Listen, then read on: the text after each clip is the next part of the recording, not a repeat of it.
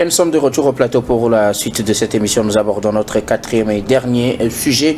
Nous parlons du Togo d'une certaine manière ainsi que des autres pays, de plusieurs autres pays africains. Le chef de l'État est à Séoul pour le sommet Corée du Sud. Afrique, le chef de l'État togolais est à Séoul en Corée du Sud depuis ce dimanche pour pouvoir participer au sommet Corée du Sud-Afrique qui aura lieu ces 4 et 5 juin dans la capitale sud-coréenne.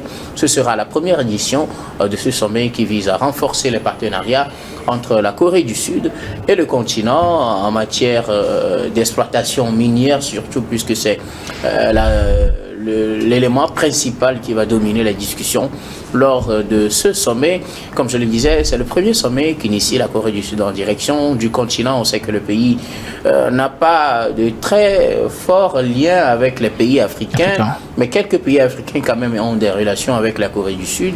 Et donc ce pays essaie aussi de prendre sa part sur le continent en développant des relations avec les pays africains. Et donc parmi ces pays, les pays qui ont des ressources minières, dont le Togo, participent donc à ce sommet Corée du Sud-Afrique, première édition, qui, comme je le disais, se déroule ces 4 et 5 juin. Le président togolais y prend part, Samir. Alors, ce qu'il faut retenir, c'est que une telle rencontre représente une valeur ajoutée à ce que nous sommes en train de construire dans nos pays africains, notamment le Togo qui au cours de ces dernières années a fait d'importantes réformes économiques qui lui a valu un certain nombre de reconnaissances au plan international et qui a permis donc de renforcer le tissu économique donc de notre pays. Parce que quand vous regardez un peu, la plupart des puissances économiques à travers le monde, la plupart des pays qui ont réussi véritablement à développer un certain nombre de choses dans le secteur économique, ce sont des pays qui ont su mettre le secteur privé à la lumière donc des différentes évolutions. Aujourd'hui, quand vous prenez les États-Unis, vous prenez la Chine, vous prenez tout ce que vous avez aujourd'hui comme exemple en termes de comme modèle en termes de réussite économique, ces pays-là ont réussi à faire en sorte que le secteur privé soit le pilier donc de leur développement. C'est ce à quoi nous sommes en train de tendre véritablement. Et cette rencontre, je pense que elle est une occasion pour notre pays et la plupart de nos pays qui sont en réalité des micro-États, d'abord de se faire connaître. C'est un rendez-vous diplomatique, de se faire connaître d'abord, parce que quand vous parcourez un peu le monde, ceux qui ont l'habitude de voyager à travers le monde, ceux qui ont des activités à l'international, la plupart sont étonnés lorsqu'ils arrivent dans un certain nombre de pays qu'on leur demande, mais vous venez d'où? Qu'ils disent le Togo, on dit c'est où le Togo? C'est où ça se trouve où véritablement?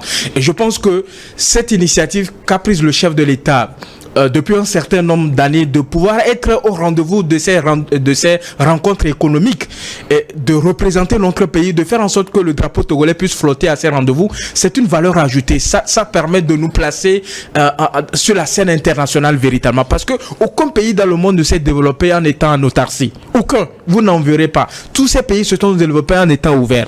Alors aujourd'hui, quand vous prenez la Corée du Sud, la Corée du Sud a un certain nombre d'atouts. Non seulement la Corée du Sud, c'est à peu près 32 000, 33 000 de dollars par habitant. Et c'est en quelque sorte 51 millions de population, donc un marché potentiel pour les pays africains. C'est en quelque sorte la quatrième puissance, si je ne me trompe, au plan asiatique et en même temps le 9e au plan international. C'est une base industrielle diversifiée.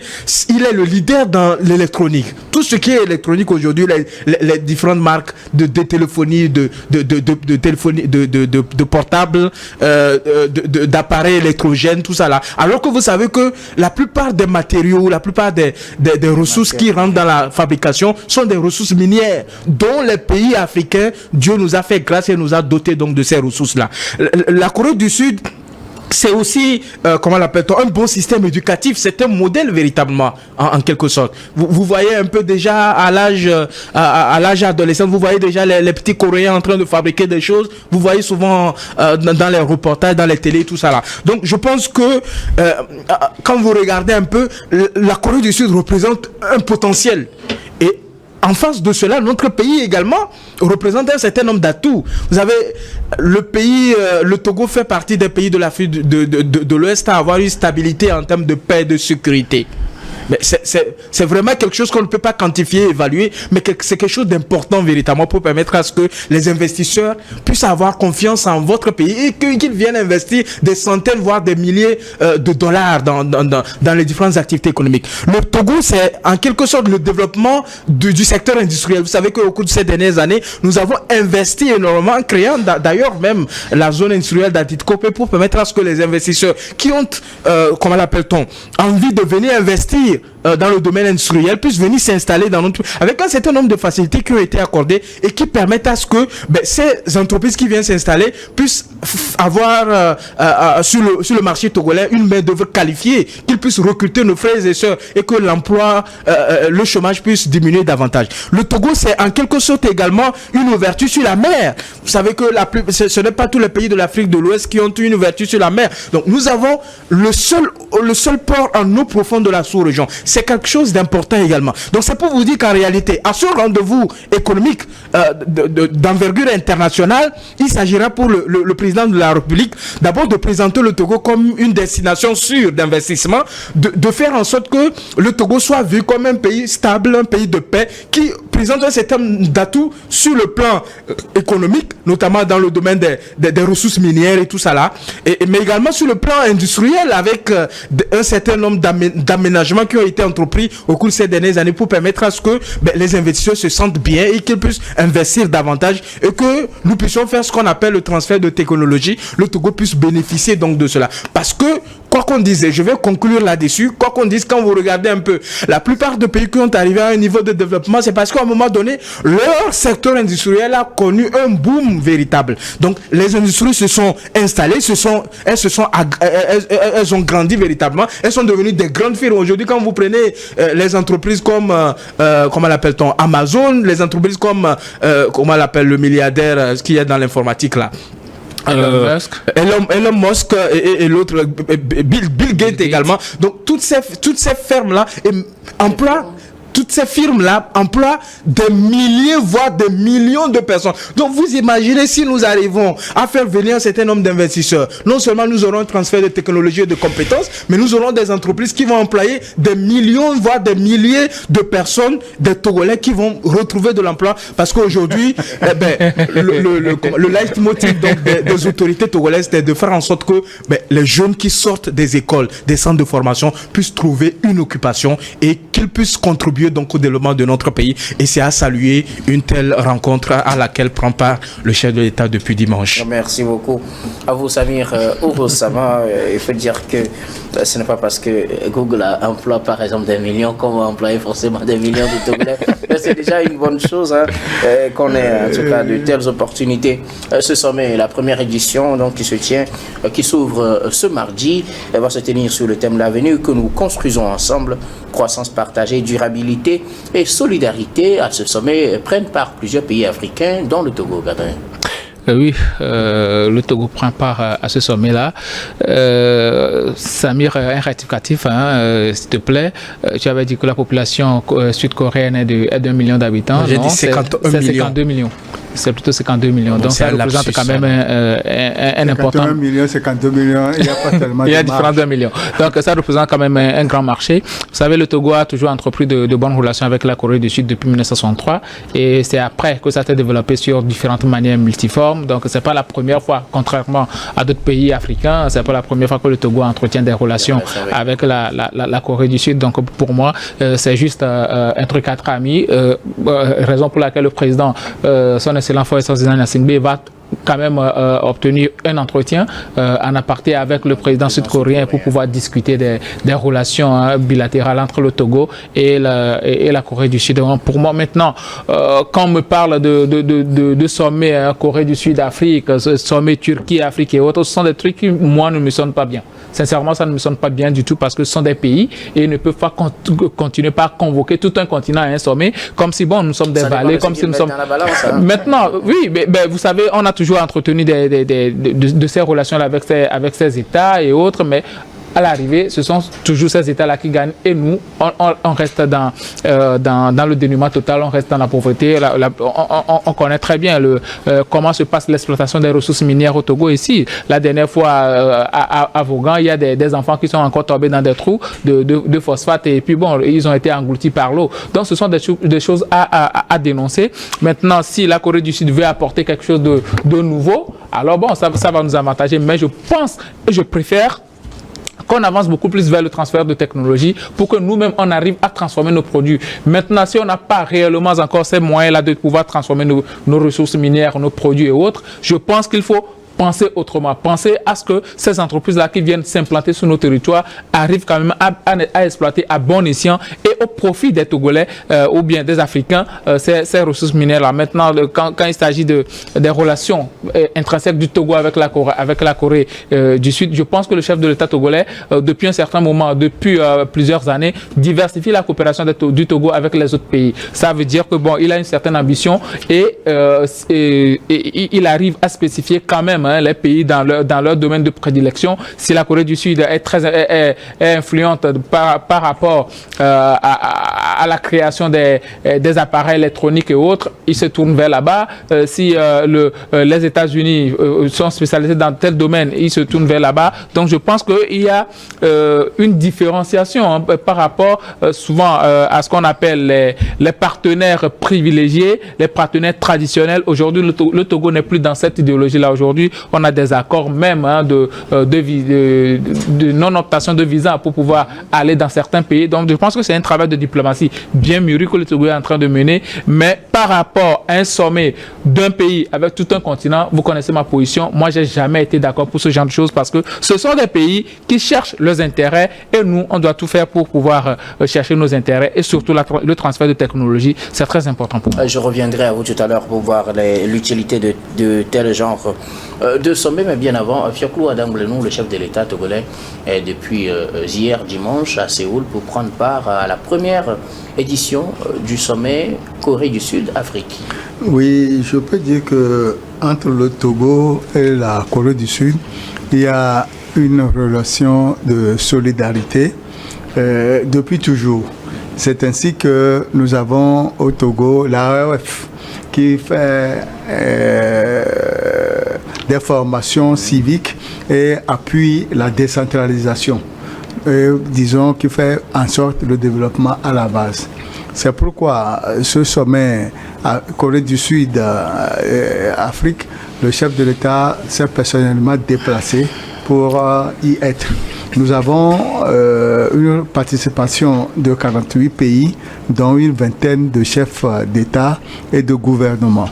L'objectif de ce sommet, c'est de voir dans quelle mesure le secteur des minerais essentiels indispensables à l'industrie sud-coréenne pourrait être exploité et surtout que l'Afrique dispose des matières premières. C'est la raison pour laquelle ce sommet a été initié pour demain, le 4 et le 5. Par rapport à ce sommet, nous avons antérieurement des rencontres bilatérales entre les pays africains et la Corée du Sud dans tous les domaines. Nous avons les importations et nous ne devons pas oublier que la Corée du Sud est un pays qui dispose des industries de pointe en technologie, en mécanique et en équipement militaire. Ce qui veut dire que la Corée du Sud n'a fait qu'emboîter le pas à la Turquie, sommet Turquie-Afrique, sommet États-Unis-Afrique, sommet Israël-Afrique, sommet Israël-Afrique, sommet Russie-Afrique. Et sommet France-Afrique. Le doyen des sommets.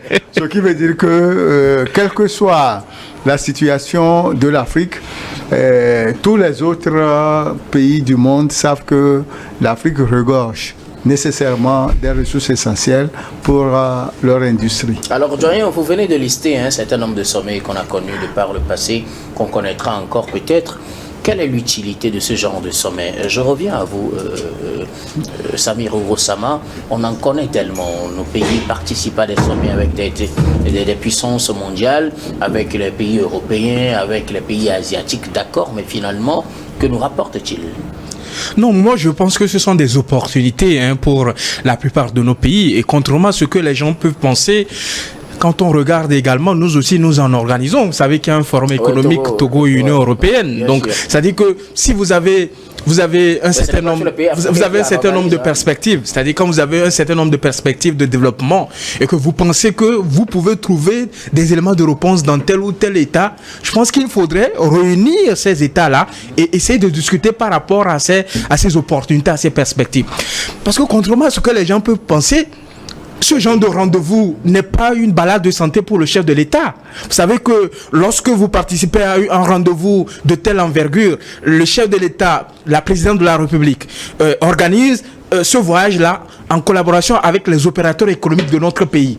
Donc on va voir au niveau de notre pays par rapport au sujet à l'ordre du jour, à l'agenda, quels sont les opérateurs, les entreprises, les chefs d'entreprise qui interviennent dans ces domaines-là et qui pourront explorer ou je vais dire qui pourrait avoir un certain intérêt par rapport à un certain nombre d'intérêts. Donc, au-delà de discussions entre État et État par rapport à un certain nombre de domaines, parce qu'en réalité, la politique économique d'un pays est dirigée par un gouvernement, donc par l'État. Donc, il y aura des ministres qui vont accompagner le chef de l'État pour essayer de discuter d'un certain nombre de projets que nous avons. Dans le cadre, par exemple, au Togo, nous avons la feuille de route gouvernementale avec des projets que nous devons pouvoir réaliser. Donc, il faut aller chercher de l'investissement. Et donc, sur la base de cela, il y a certains opérateurs économiques qui accompagnent le chef de l'État. Et quand ils vont à de telles rencontres, il y a des discussions bilatérales et multilatérales véritablement par rapport à un certain nombre de préoccupations précis d'ailleurs. C'est pourquoi vous allez voir que dans la plupart des pays, lorsqu'il y a de telles rencontres, de tels voyages, quand le chef de l'État revient, c'est avec des accords de partenariat, c'est avec des accords d'investissement. Et à la foulée, vous allez entendre un jour que il y a une entreprise qui viendra s'installer et qui s'est installée dans tel domaine, mais vous ne vous rendrez pas compte qu'en réalité, pour que cette entreprise-là vienne s'installer dans votre pays, pour que cette activité-là puisse être effectuée dans votre pays, il a fallu qu'un jour, le chef de l'État ou une délégation gouvernementale puisse aller à une telle rencontre pour que cette opportunité devienne réalité. Parce que quoi qu'on dise, nous n'avons pas les compétences et la technologie nécessaires pour exploiter nous-mêmes nos ressources. Il est important qu'on puisse bénéficier de ce qu'on appelle le transfert de compétences et de technologies dans le cadre des partenariats publics-privés. Et c'est dans cette logique-là que se lancent la plupart de nos pays africains qui sont véritablement engagés sur le chemin du développement, à l'instar donc de notre pays, le Togo. Merci beaucoup. À vous, Samir. Alors, Gabin, selon vous, que gagne le continent à travers ce genre de sommet? Parce qu'il y en a plein, si on fait le calcul.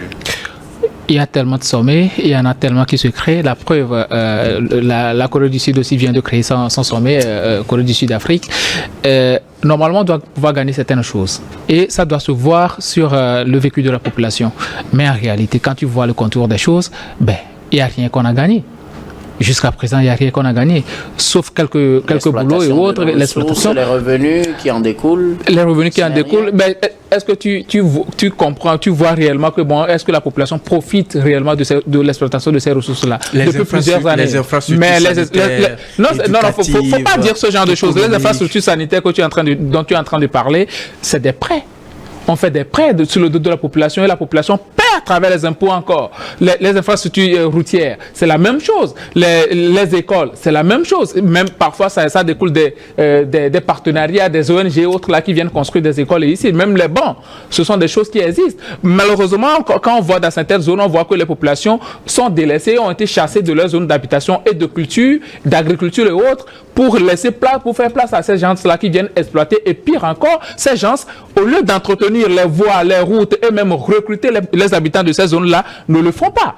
Et ce sont des gens qui, réellement, moi, jusqu'à présent, depuis plusieurs années, je vois les contrats, des contrats d'exploitation de ressources minières entre les pays, entre les États et autres. Sincèrement, je ne vois pas ce que cela nous apporte dans nos pays et surtout au Togo ici, je ne vois pas ce que ça nous apporte quand nous prenons juste le domaine des phosphates. Je ne vois pas réellement en quoi les populations, puisque les premiers bénéficiaires doivent être les populations. Mais quand on prend juste le domaine de l'exploitation des phosphates, voyez ces populations-là de Haroteux, de Vaughan et autres, là, il faut voir comment ces populations vivent, comment les dents sont jaunes là-bas, comment ces populations-là souffrent avant de manger. Donc pour moi, il faut changer quand même les contrats, il faut changer de partenaire, il faut changer de vision et penser que nous devons faire les choses pour que nous puissions être maîtres de nous-mêmes demain. Il faut poser la question de savoir comment la Corée du Sud a fait pour être à ce niveau-là aujourd'hui, pour nous convoquer à une réunion ou bien à un sommet. Comment les autres pays ont fait pour être à ce niveau-là? Il faut y penser. Il ne faut pas toujours être dans les histoires de venir exploiter chez nous et donner-nous une certaine rétribution. Moi, sincèrement, il faut arrêter ce genre de choses-là. Merci beaucoup à vous, Gabin Adjarov. Jean-Claude Damblenou, que gagne-t-on finalement de tous ces sommets? Oui, il est vrai qu'au cours de ce sommet, les exposés sont faits et les opportunités sont offertes. Et à chacun de prendre là où il est important d'en jouir. Ici, je peux dire que la Corée du Sud et le Togo ont des liens d'amitié très très forts. Et avec son ONG AOF, elle a participé à la décentralisation en donnant des formations aux élus, en donnant des formations à la jeunesse et avec le Mind Education, c'est-à-dire le changement de solidarité, de mentalité, la solidarité et la transcendance, la Corée du Sud a pu se sortir de la pauvreté. Et compte tenu de ces expériences, elle est en mesure d'aider les pays africains à s'autosuffire et à bien faire les projets de développement dans l'intérêt des populations respectives du continent. Maintenant, que gagnent ces pays, finalement, qui vont à ces sommets? Oui, il y a les expériences et puisque quand on va à ces genres de sommets, il y a des modules qui sont présentés, il y a les techniciens qui interviennent et présentent la Corée du Sud avec les opportunités à offrir à ces pays africains, quitte au gouvernement de choisir ces opportunités qui lui semblent bonnes pour son développement. Merci beaucoup. Samir, oui, moi je voudrais qu'on fasse un effort d'être un peu réaliste. Parce que quand vous allez à de telles rencontres, l'enjeu majeur, c'est que vous puissiez présenter tous les atouts de votre pays dans les différents domaines dans lesquels vous avez formulé un certain nombre de programmes et de projets.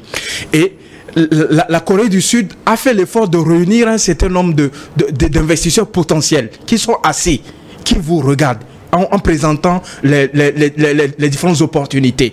Donc quand un opérateur économique sud-coréen ou je ne sais pas, un opérateur économique qui est venu à travers le monde assiste à une telle rencontre et voit un peu les opportunités que cela peut procurer à son activité, il a vite fait de prendre attache avec vous pour qu'il y ait une discussion B2B. Ça c'est le premier point. Le deuxième point, je vais décevoir un peu peut-être la plupart de nos téléspectateurs. Je vais finir sur ce point. Relation-là. Ça n'a rien apporté. Je vais finir sur ce point. C'est-à-dire que pour qu'on puisse véritablement jouir pleinement des bienfaits, des retombées de nos ressources minières, la meilleure des façons, et tous les économistes sont unanimes là-dessus, nous devons être en mesure d'exploiter nos ressources, de les transformer sur place et qu'on puisse en bénéficier. Parce que quand vous vendez vos ressources minières de façon brute, qu'est-ce que vous pouvez en tirer véritablement? Quoi qu'on dise également, c'est-à-dire qu'il peut y avoir des défaillances dans la technologie qui est exploitée dans la technologie qui est utilisée pour exploiter les ressources. Mais je pense que c'est dans les différentes propositions qu'on arrive à améliorer. Vous vous rappelez bien dans le contexte togolais, à l'époque avec l'exploitation du fer de Bangeli, vous vous rappelez si bien, où le gouvernement était obligé donc de sommer l'entreprise qui avait eu le permis d'exploiter, de vider les lieux parce que la technologie qu'il avait présentée au moment où on l'accordait le permis, sur le terrain, ce n'était pas la réalité véritablement. Donc c'est pour vous dire que dans un certain nombre de contextes et de situations, le gouvernement agit de façon prompte. Sauf qu'en réalité, comme on le dit, toute œuvre humaine reste perfectible. On peut avoir des différents manquements de part et d'autre et que c'est ensemble qu'on nous arrivera à améliorer les conditions d'exploitation de nos ressources minières. Merci beaucoup. À vous, nous arrivons pratiquement à la fin de ce numéro de Regard Croisé, mais avant de nous séparer, nous allons faire notre habituel dernier tour de table. Ce sera pour vos mots de fin sur un sujet de votre choix. Je commence par vous, Djarien, parce que vous aviez quelque chose à dire.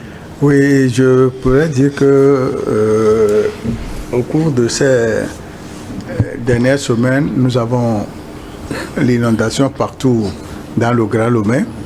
Je leur avais dit, avant qu'on ne commence l'émission, que je présente mes compassions aux sinistrés. Mon deuxième sujet, c'est au niveau des médias TikTok. Nous avons nos compatriotes qui viennent sur ces médias-là nus, ce qui constitue une dépravation des mœurs. Attentat à la pudeur. Et attentat à la pudeur. Il faut que les autorités prennent tout ça en compte pour mettre fin à ce principe. Point. Merci beaucoup.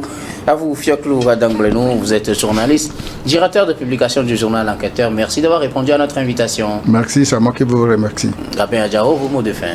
Oui, j'avais un mot de fin, mais j'aimerais abonder dans le même sens que le doyen, surtout pour l'exploitation des réseaux sociaux. On doit quand même savoir exploiter à bon escient ces réseaux sociaux-là, parce que nous sommes dans une société et on a des enfants éduqués. Il faut faire très, très, très attention à ce qu'on fait, à ce qu'on dit, parce que nous sommes dans une nation aussi, c'est régi par des lois. Faut pas commettre des bévues sur les réseaux sociaux et puis par après, quand on va t'arrêter, les gens vont crier que bon, on était en train de faire du n'importe quoi. Il faut faire très, très, très attention par rapport à l'utilisation des réseaux sociaux. Et encore une fois, mes pensées à tous ceux-là qui ont encore les pieds dans l'eau. Merci beaucoup à vous, Gabin Adjao, juriste et directeur de cabinet Juriste Consulting.